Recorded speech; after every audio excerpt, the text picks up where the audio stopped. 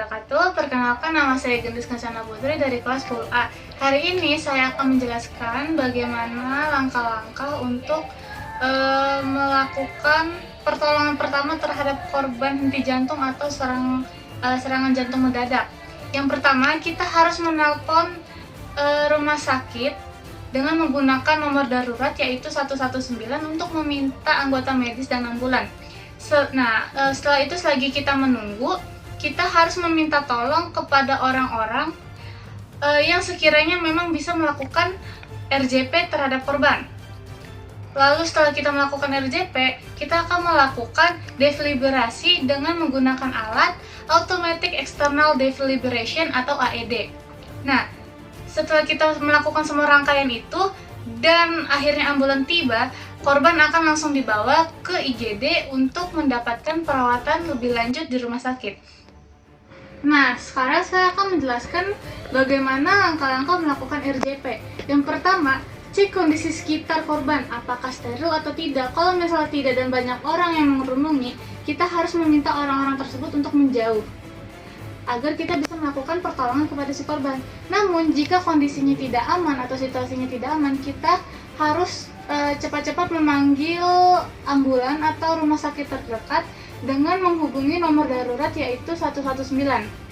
Setelah itu, sambil menunggu bantuan tiba, kita harus mengecek respon korban. Caranya, kita menepuk bahu korban dan berbicara dengan lantang di dekat kupingnya. Contohnya seperti ini. Kak, apakah kakak baik-baik saja? Nah, jika korban tidak memberikan respon, kita harus berteriak meminta tolong dan meminta seseorang untuk mengambilkan AED atau Automatic External Defibrillation. Nah, setelah itu kita harus mengecek pernafasan dan nadi korban. Oke, itu dilakukan selama 10 detik. Kita cek nafasnya dan nadinya. Nah, kita harus memberikan nafas bantuan jika korban ini tidak ada nafas namun masih ada denyut nadinya.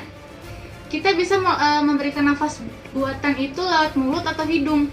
Kalau misalnya lewat mulut, kita harus menutup hidungnya. Tapi kalau misalnya kita lewat hidung, itu kita harus menutup mulutnya. Nah, sebelum kita beri nafas buatan, kita harus memastikan apakah dataran atau tempat yang ditempati si korban ini rata dan keras atau tidak. Jika tidak, kita harus memindahkannya. Nah, sebelum melakukan nafas buatan, kita juga harus membuka jalur pernafasan si korban dengan cara mendengangkan kepalanya dan membuka sedikit mulutnya. Lalu kita memberikan nafas buatan selama sekali per 6 detik atau 10 kali per menit. Caranya seperti ini. Kita selama 6 detik ya, kita kasih nafas buatannya. Itu kita harus ngelakuin 2 kali ya.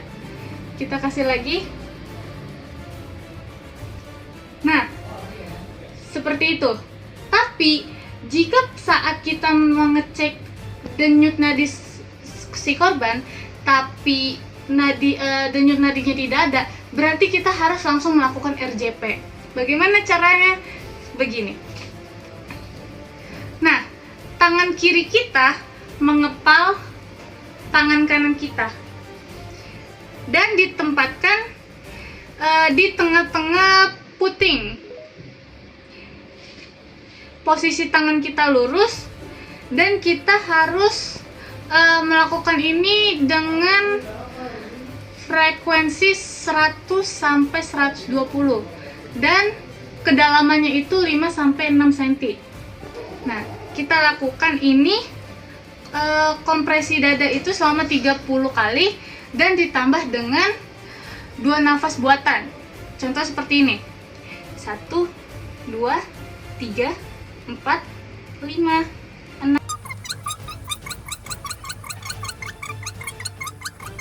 30. Lalu kita beri nafas 2 kali nafas buatan selama 6 detik ya.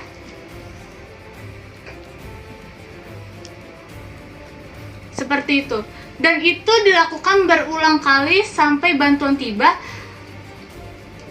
dan atau kita melakukan ini berulang kali sampai mesin AED-nya tiba.